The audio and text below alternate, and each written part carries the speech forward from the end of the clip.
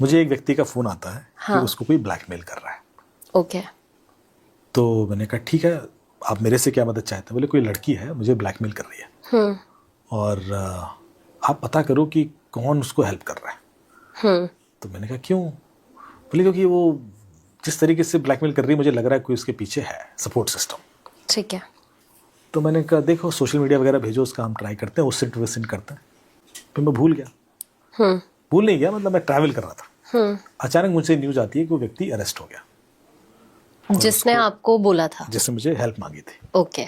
Arrest हुआ तो मुझे थोड़ा अजीब लगा। मैंने कहा यदि कोई ब्लैकमेल कर रहा था तो वो लीगल क्यों जाएगा यदि उसकी वजह से, क्योंकि ब्लैकमेलर तो ब्लैकमेलर है, वो तो क्रिमिनल है, वो लीगल कोर्ट में तो जाएगा नहीं। लड़की कल के दिन अरेस्ट हुआ, उसके बाद उनकी बेल अप्लाई हुई और उस दौरान लॉयर के थ्रू मेरी बात दी उनसे। मैंने कहा सर आपने मुझे बताया नहीं कि ऐसा कुछ मामला है, क्या मामला था? बोले नहीं नहीं ऐसा कुछ नहीं, और आप पता करो कौन है, कुछ तो गड़बड़ है। उसके बाद बेल उनको हो गई और वो बेल पे वापस आए। जब हमारी बातचीत शुरू हुई मैंने कहा सर सच्चाई बताइए क्या है, हुआ क्या था? हाँ। मैं मिला इस लड़की से कभी काफ़ी समय पहले और दोस्ती हो गई, सब कुछ बढ़िया था। एंड देन मैंने उसको कंपनी में रख लिया। फिर उसने कंपनी छोड़ दी, वो चली गई, बात खत्म हो गई। ठीक है। Yeah we were close, everything was fine. उसके बाद अचानक से एक दिन उसका कॉल आता है कि मुझे पैसे चाहिए and she asked a heavy amount of money. मतलब आप सोचिए बहुत बड़ी पैसा, मैं फिगर दूंगा तो फिर खुल जाएगी वो चीज़। तो मुझे लगा कि यार ये तो बहुत ज़्यादा है। तो मैंने नेगोशिएट किया, तो मैंने एक फिगर पर क्लोज किया। मैंने कहा इतना रखो, which is also big. And then I called her and वो पैसे रखे मैंने, उनका ले जाओ। तो वो उठ के चली गई, नहीं लिया। ओके। फिर मैंने थोड़ा और अमाउंट बढ़ा के दिया, वो भी नहीं लिए। मुझे लगा यार इतना पैसा यदि तो फिर तो कोई तो है। एंड देन मैं चाह रहा था कि आप पता करो कि पीछे कौन है। फिर ऐसा हुआ कि उसने एफआईआर हुई और ऐसा हुआ और अरेस्ट हो गया। तो मैं अभी भी नहीं समझ पा रहा हूँ, क्योंकि कोई तो है जो जिसका इंटरेस्ट इसके बियॉन्ड है।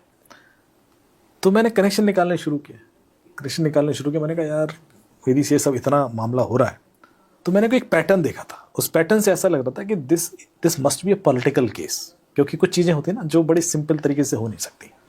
जैसे मैं हिंट दूंगा कि आप आज आप किसी के खिलाफ एफआईआर लिखाने जाएं,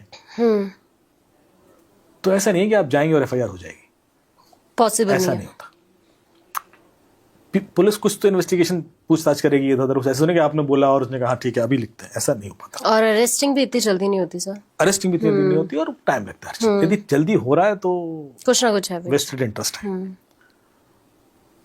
तो हमने और ग्रिल किया कि भाई, तो जो मामला खुल के आया वो बहुत शॉकिंग था।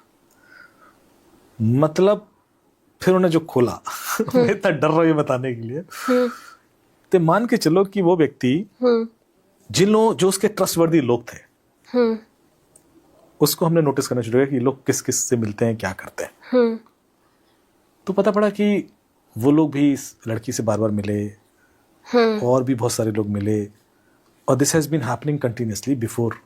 जो उस बंदे के क्लोज लोग थे। हाँ, ब्लैकमेलिंग करने से पहले। मतलब ये कुछ गेम प्लान था, क्योंकि अचानक से नहीं आई है, इसको प्लान किया गया। मतलब ऐसे किया गया कि पीछे इसकी जिंदगी में जो कुछ भी रहा है कोई एक ऐसी कमी निकालो और उसको पपट बनाओ, ऐसे करके पूरा ग्रुप था। पर सवाल ये था कर कौन रहा था, कौन था इसके पीछे? वो नाम नहीं पता। अब मैं बताऊंगा तो अब मान के चलो कि वो ऐसा था। हाँ। जो यदि ऑडियंस गैस कर ले, मतलब I got to it, this is very very sensitive case, कि कोई ऐसा था जिस पर आप सपने में भी कल्पना नहीं कर सकते। मतलब जो आपका इतना क्लोज कि आप मरने के बाद भी कल्पना नहीं कर सकते कि वो हो सकता है, कोई ऐसा था। उसकी मदर? अब मैं ऐसा बोलूंगा नहीं, लेकिन मैं कहूँ कि ये जिंदगी इतनी कॉम्प्लिकेटेड है। जब आप इन्वेस्टिगेशन करते हो तो चीजें खुलती हैं। एक केस हुआ गुजरात में, इसको मैं यही खत्म कर रहा हूँ कि आपने गलत है लेकिन आपने गलत नहीं, ठीक है, लेकिन आप एटलीस्ट मुझे जरूर बताकर जाइएगा। बाद में बता दूंगा आपको। हाँ हाँ हाँ, क्योंकि मैं जब लोग गेस कर लेंगे उसके बाद मैं चाहूंगी कि लोगों को पता जरूर चले कि था कौन।